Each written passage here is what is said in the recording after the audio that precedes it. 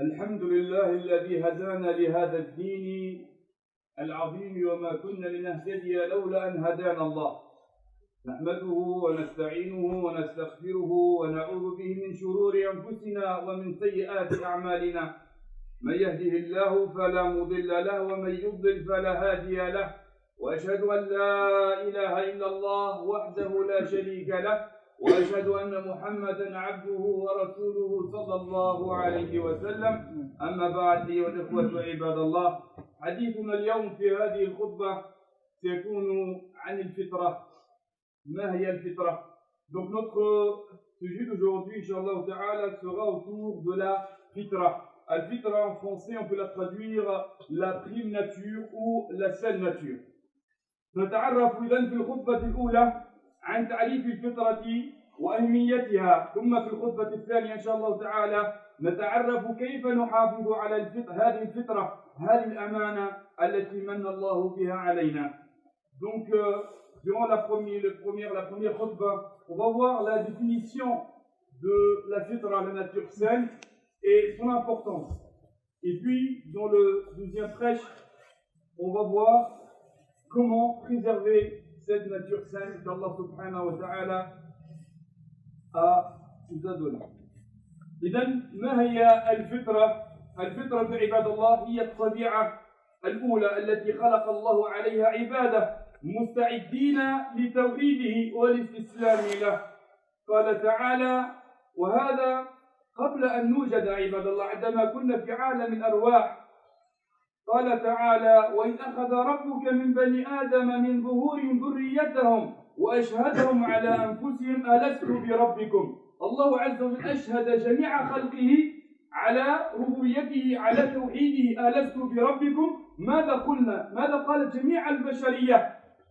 قالوا شهدنا يا الله بأنك أنت الرب، شهدنا يا الله بأنك أنت لا إله إلا هو، شهدنا يا الله أن لا تعبد إلا أنت ولا شريك لك.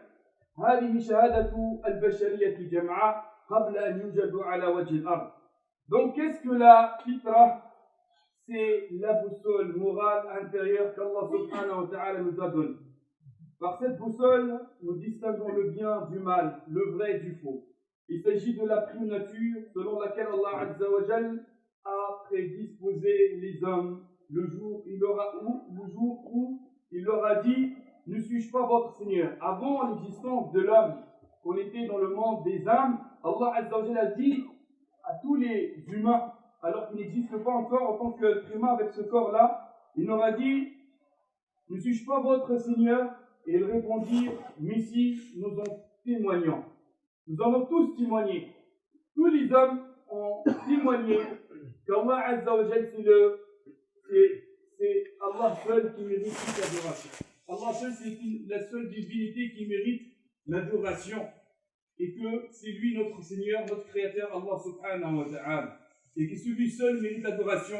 Pas Jésus, pas Moïse, pas Mohammed, pas Ibrahim alayhi salam, jami'an. Que Allah tabaraka wa ta'ala qui mérite toute l'adoration et la pleine soumission. الفطرة إذن عباد الله هي الإسلام الذي بمعنى الاستسلام لله عز وجل. الفطرة هي دين الأنبياء جميعا. La seule nature, donc c'est l'islam. La seule nature, c'est la religion de tous les prophètes, Ibrahim, Moussa, Jésus, alayhi salam, etc. Sa religion, c'est l'islam, c'est la soumission à Allah tabaraka wa ta'ala par l'unicité, et en obéissant à ses ordres et s'éloignant de ses interdits. Et quelle est la preuve que la nature saine, c'est l'islam? ما الدليل على أن الفطرة هي الإسلام؟ الدليل حديث النبي عليه الصلاة والسلام الذي رواه البخاري ومسلم. قال رسول الله صلى الله عليه وسلم، اسمعوا لهذا الحديث: كل مولود يولد على الفطرة فأبواه يهودانه أو ينصرانه أو يمجسانه. Donc la preuve, c'est un hadith authentique rapporté par Al-Bukhari wa Muslim, que le prophète alayhi salatu wa sallam a dit: tout nouveau-né naît sur la nature saine, puis ce sont ses parents qui font de lui un juif ou un chrétien ou un adorateur du feu. ولكم من تتأملوا عباد الله النبي عليه الصلاة والسلام في هذا الحديث لم يقل يسلمانه أي يجعلانه مسلما، يهودانه وينصرانه، ولم يقل يجعلانه مسلما. لماذا؟ لأن الفطرة هي الإسلام، كل مولود يولد على الفطرة، فالفطرة هي الإسلام، الفطرة هي الشعور العميق عند كل إنسان بأن لهذا الكون ربا لا يعبد إلا هو. قال تعالى: فاقم وجهك للدين حنيفا أي مقبلا على الله معرضا عمن سواه، حنيفا فطرة الله التي فطر الناس عليها لا تبديل لخلق الله، ذلك الدين القيم ولكن أكثر الناس لا يعلمون. Donc, quelle est la preuve que la nature saine, c'est l'islam? On vient de voir le hadith que chaque nouveau-né naît sur la nature saine. Puis, ce sont ses parents qui font de lui un juif ou un chrétien. Et il n'a pas dit, alayhi salatu wassalam, ou ce sont ses parents qui font de lui un musulman. Il n'a pas cité le fait que ce sont ses parents qui vont faire de lui musulman. Il a dit quoi? Chaque nouveau-né naît sur la nature saine. Et la nature saine, ibadallah, c'est l'islam, qui signifie la soumission à Allah tabaraka wa ta'ala. C'est la soumission à Allah tabaraka wa ta'ala. C'est la nature saine, donc chaque être humain, et chaque être humain a cette nature en lui. Chaque être humain a cette nature en lui. Et donc la question, pourquoi la plupart des gens ne sont pas musulmans? Pourquoi la plupart des gens, ils n'adorent pas Allah tabaraka wa ta'ala? Il y en a qui adorent les djinns, d'autres qui adorent Jésus, d'autres qui adorent les statues, d'autres qui adorent je ne sais pas quoi. Mais pourquoi ils n'adorent pas Allah subhanahu wa ta'ala si Allah azza wa jal a fait qu'on soit tous à la base des musulmans? Al-ijabatu ala dhalika fil hadith. La réponse de cette question-là, c'est dans le hadith. Et dans ce hadith, on voit que cette nature saine, elle peut être déréglée et altérée. On voit que cette nature saine, elle peut être influencée par les parents qui sont à la base tout d'abord. C'est pour ça dans le hadith, il dit فَأَبَوَاهُ يُهَوِّدَانِهِ أَوْ يُنَصِّرَانِهِ. Ce sont ses parents. Il a commencé le prophète alayhi salatu wassalam par les parents, car les parents, ce sont la base dans la mise en œuvre. C'est pour ça Shaitan, notre ennemi, il fait tout pour détruire cette base, ce fondement que sont les parents. C'est pour ça qu'il y a beaucoup de divorces. Et quand les parents sont séparés, alors bien sûr que les enfants sont perdus, les parents sont perdus, et que Shaitan, il peut attaquer cette base nature pour la détruire et pour la altérer et pour l'éloigner de l'adoration d'Allah tabaraka wa ta'ala. Et bien sûr, il n'y a pas que les parents qui peuvent altérer cette nature saine. Il y a aussi l'éducation, la fréquentation, l'environnement, la culture, les fausses croyances. Tout ça dérègle la nature saine. La nature à toi et aussi la nature de tes enfants. وفي هذا الحديث عباد الله الذي رأيناه كل مولود يولد على الفطرة، نرى أن هذه الفطرة تحرف وتدنس وتلوث باعتبار عوامل كثيرة، منها أولا العائلة، الأساس الأب والأم. لذلك الشيطان يحرص على تفكيك هذا الأساس وهدمه. إذا يكثر الطلاق بعد ذلك يسهل على الشيطان أن يدنس ويلوث هذه الفطرة، ولا سيما فطرة أولادنا الصغار. تتأثر هذه الفطرة كذلك عباد الله باعتبار الثقافة، المجتمع، الأستاذ الذي يدرس أولادك، هذا كذلك يؤثر على هذه الفطرة. وكذلك باعتبار المطالعة، كل ما يقرأه ولدك وما ينظر إليه وما يسمعه، ولا سيما في عصرنا هذا بهذه الهواتف الجوال الذي دمر فطرا كثيرة جدا. يا أيها الذين ألم أعد إليكم يا بني آدم أن لا تعبدوا الشيطان إنه لكم عدو مبين ولقد أضل منكم جبلا كثيرا. هذا الهاتف أضل عبادا كثر عن صراط الله المستقيم. إذن عباد الله باعتبار الصحبة كذلك، الصحبة هذه اعتبارات كثيرة إذن تؤدي إلى إما صقل أي تهذيب وتحسين هذه الفطرة أو إلى دفن تلك الفطرة وتدنيسها. كل شيء إما يسقل الفطرة يهذبها ويطهرها أو يغطي ويدنس الفطرة، كما قال تعالى: كلا بل ران على قلوبهم ما كانوا يكسبون. والفطرة إذا حُفظ عليها فإنها تنمو على الخير وتثمر الخير، وإذا أهملت أو غيرت عندئذ لا تستطيع الفطرة أن تؤدي عملها كما يجب، فيكثر في المجتمع الشرك بالله تبارك وتعالى، ويكثر في المجتمع البدع والخرافات كما نرى ونسمع، ويكثر كذلك الشذوذ الجنسي، الرجل مع الرجل والمرأة مع المرأة. هذا كله تغيير للفطرة سعى إليه عدوكم الأول الشيطان إبليس عليه لعنة الله. Et donc, si la saine nature est préservée, elle impliquera le bien et donnera naissance à du bien, mais si elle est négligée ou modifiée, alors qu'est-ce qu'on va voir? Le résultat c'est quoi? Ash-shirku billah, le polythéisme, adoration d'autres qu'Allah tabaraka wa ta'ala, les innovations, toutes sortes de péchés, les pas suivre les passions. Tout ça parce que cette nature saine a été altérée, déréglée, et on voit les résultats partout dans le monde.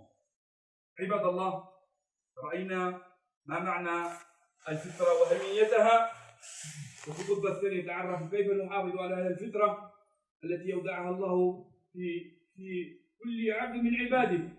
Donc on a vu dans la première khutbah la définition et l'importance de cette fitra nature saine, et deuxièmement, après la petite pause, Inch'Allah Ta'ala, on va voir comment préserver cette fitra. أقول هذا القول واستغفر الله لي ولكم فاستغفروه إنه هو الغفور الرحيم.